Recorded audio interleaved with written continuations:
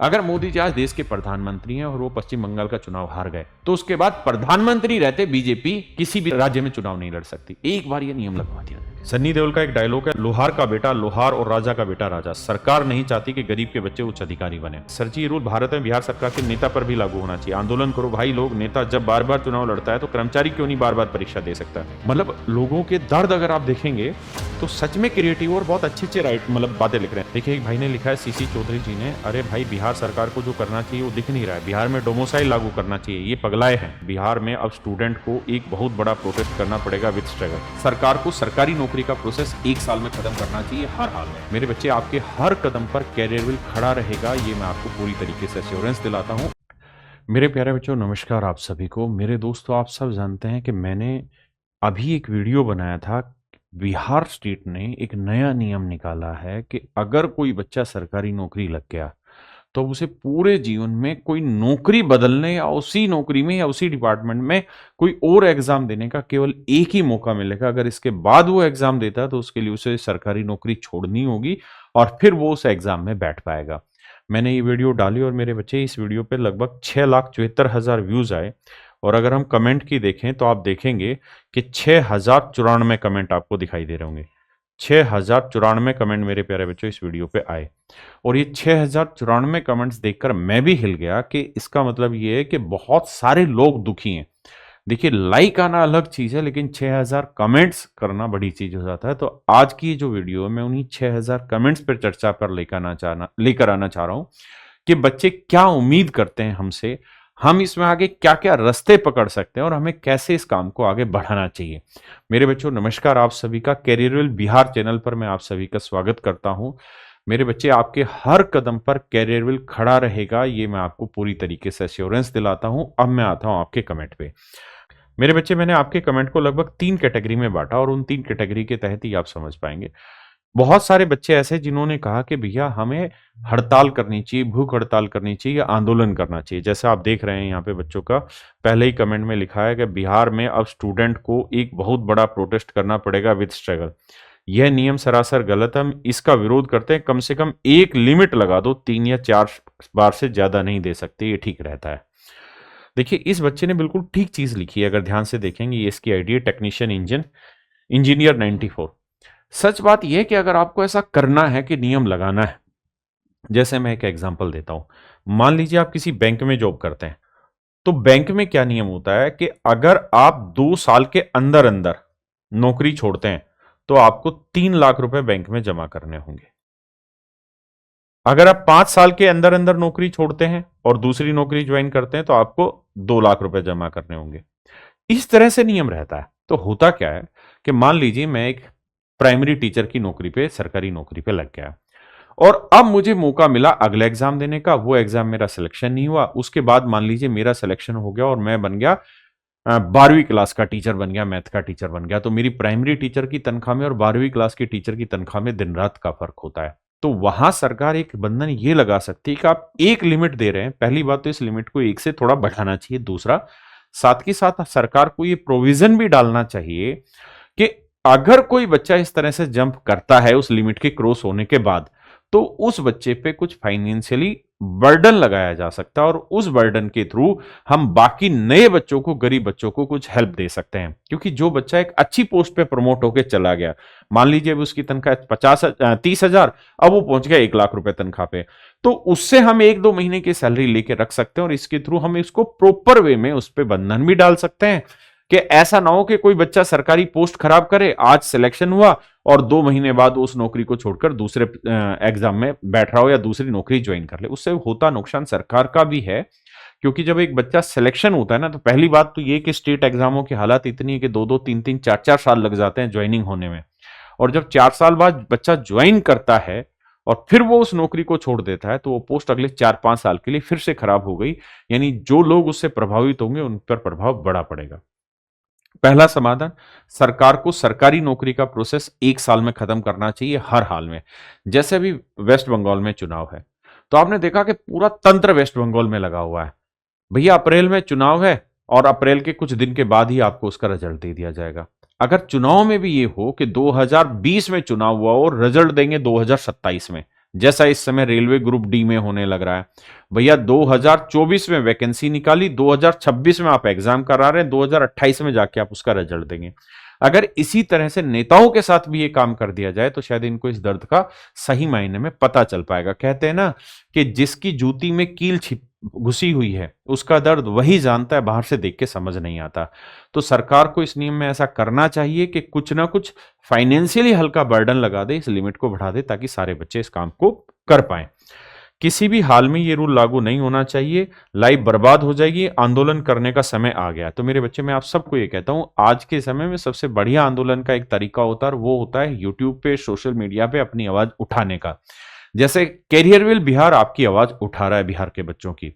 देखिए, आज वो वक्त नहीं है कि आप फिजिकली आंदोलन करें। मैं उसके पक्षधर में इसलिए भी नहीं हूं क्योंकि आप जानते हैं कि भारत में मीडिया का क्या स्तर हो गया है। आप अच्छे से जानते हैं मीडिया किस तरीके से मैनेज होने लगा है। तो आप अगर प्रोटेस्ट कर भी लेंगे तो उस प्रोटेस्ट को कभी हाईलाइट नहीं कर पाएंगे। अब तो हालात ये हो गई कि सोशल मीडिया की भी आवाज दबने लगी है। ये तो आप लोगों की मेहनत है कि आपने इस वीडियो को इतना शेयर किया कि वो 7 लाख बच्चों तक वो वीडियो पहुंची, 7 लाख बच्चों तक वो आवाज पहुंच पाई। ये वाली वीडियो भी हो सकता है 10-20 हजार में रुक जाए अगर बच्चों का सब बच्चे ना शेयर करें तो आज भी आपके पास एक अच्छा रास्ता है कि अपनी आवाज को सीधा ऊपर वाले लोगों तक पहुंचाया जाए। उसका एक डिजिटल प्रोटेस्ट एक बढ़िया माध्यम है। इसलिए शुरुआत में आप डिजिटल प्रोटेस्ट की तरफ आगे बढ़िए। और सरकारी कर्मचारी जो होते हैं उनकी भी एक यूनियन होती है। तो आम बच्चे को या आम लोगों को इस तरह से आंदोलन करने की जरूरत नहीं, वो यूनियन खुद सरकार से बात करेगी।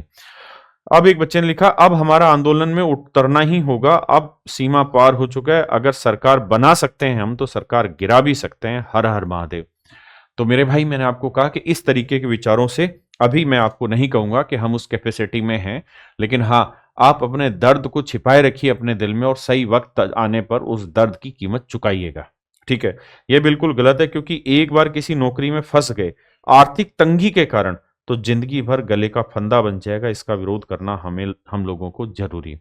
ये कमेंट इस बच्चे ने बहुत अच्छा लिखा है, सुमन मांझी इस बच्चे का नाम है, और इसने बिल्कुल ठीक लिखा है कि एक बार अगर आर्थिक तंगी की वजह से हम किसी छोटी सरकारी नौकरी में फंस गए और हमारी क्वालिफिकेशन अच्छी है तो कहीं ऐसा ना हो कि नौकरी हमारी गले का फंदा बन जाए। तो ऐसे बड़े सारे कमेंट आए हैं, बहुत सारे बच्चों ने अलग अलग लिखा है।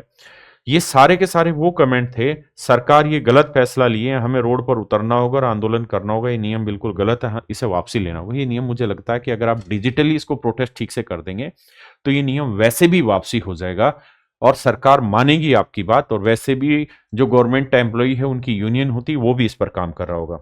ये सब तरह को लटकाने की साजिश है कि ताकि लोग आंदोलन में टाइम खराब करें। हो सकता है इसके पीछे ये हो। अब मेरे बच्चे, बहुत सारे बच्चों ने ऐसे भी कमेंट किए कि सर हम इस चीज में कॉन्स्टिट्यूशनल या लीगल कंसर्न की तरफ जा सकते हैं, ये भी एक अच्छा तरीका है। सन्नी देओल का एक डायलॉग है, लोहार का बेटा लोहार और राजा का बेटा राजा। सरकार नहीं चाहती कि गरीब के बच्चे उच्च अधिकारी बने। इस पॉइंट का वैलिड लॉजिकल है कि भैया अगर आप इस तरह से बंधन बांध देंगे तो गरीब का बच्चा तो पैसे भी पे नहीं कर पाएगा अगर आप उसके ऊपर पैसे का बर्डन लगाएंगे, या इस तरह से एक चांस का बर्डन लगाएंगे। हाई कोर्ट में नहीं टिकेगा ये रूल, अनकॉन्स्टिट्यूशनल। बिल्कुल सही बात है और इसका लीगल रेमेडी बन जाएगी और हम इस पे काम भी कर रहे हैं और आप लोगों के साथ आगे वीडियो में इस बारे में बात भी करेंगे। ये ऐसे किसी अधिकारी को बाउंड नहीं कर सकते जब तक जान है, व्यक्ति तरक्की करता है। बिल्कुल ठीक चीज है। यह कानूनी रूप एकदम गलत है। हमारा देश संविधान से चलता है, किसी व्यक्ति विशेष के मन से नहीं। सरेआम ये गलत है। देखिए, होता क्या है कि जिस भी आदमी ने ये नियम के बारे में सरकार को कहा होगा उस आदमी ने इसके पीछे कोई जेन्युइन कारण पड़ा होगा। लेकिन कई बार क्या होता है कि मान लीजिए आपके हाथ में चोट लग गई है और अगर कोई आदमी एक ऐसा नियम बना दे कि भैया हाथ में चोट लगी ना, हाथ को काटो यहां से, तो उससे बड़ा मूर्ख नहीं होता। हमें यह ढूंढना होगा कि हाथ में चोट लगी क्यों।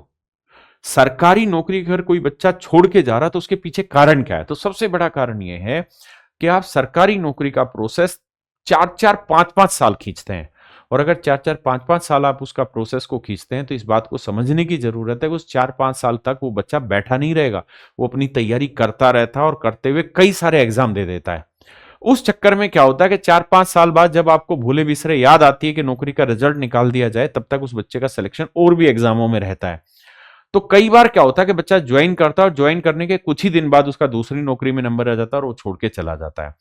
तो मेरे दोस्त, मेरे अधिकारी भाई, आपको ये बात समझने की जरूरत है कि अगर हाथ पे चोट लगी है तो हाथ काटने की जरूरत नहीं है, इस वजह को ढूंढने की जरूरत है कि हाथ पे चोट क्यों लगी है। आप उस मेंटेलिटी से उस बात को समझने की कोशिश करिए। सब पे ये हिटलर शाही वाला नियम मत दौड़ाइए कि एक चांस के बाद किसी भी आदमी को चांस नहीं दिया जाएगा, नौकरी छोड़नी पड़ेगी।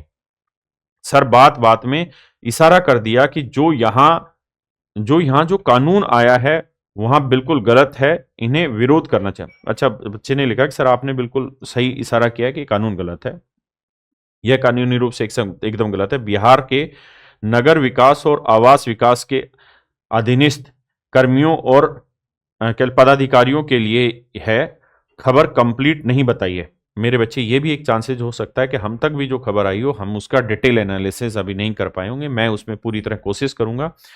ये बात सही है कि कॉन्स्टिट्यूशनल लीगल कंसर्न के थ्रू इस नियम को हटवाया जा सकता है और माननीय अदालत इस पर जरूर अपना फैसला देंगे और ठीक फैसला देंगे।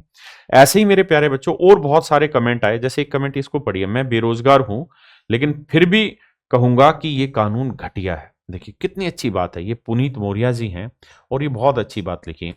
देखिए कई बार क्या होता है कि जिसके दर्द हो रहा होता है ना, वही उस पीड़ा को ज्यादा अच्छे से समझता है, लेकिन अगर सामने वाला किसी दूसरे की पीड़ा को महसूस कर पाए तो इससे बड़ी चीज नहीं है। इस बच्चे ने लिखा कि मैं बेरोजगार हूं, मेरे लिए देखूं तो ये नियम अच्छा है कि ताकि सरकारी नौकरी से लोग जल्दी जल्दी हटे, पोस्टें बढ़े तो मेरे चांसेस हैं, लेकिन मैं बेरोजगार होने के बावजूद भी सही को सही कह रहा हूं और गलत को गलत, कि ये नियम गलत है और इस नियम को हटना चाहिए। ये बहुत अच्छी बात कही। और मेरे बच्चे विश्वास मानना कि अगली वीडियो जब आएगी तो आप देखेंगे कि इसके लिए हम कुछ ना कुछ रेमेडियल आपके पास लेकर आ रहे होंगे। ऐसे ही मेरे प्यारे बच्चों, ये कॉन्स्टिट्यूशनल लीगल पे आ रहे हैं। अब आगे आ रहा है एक और ये category, demand same rule for politician.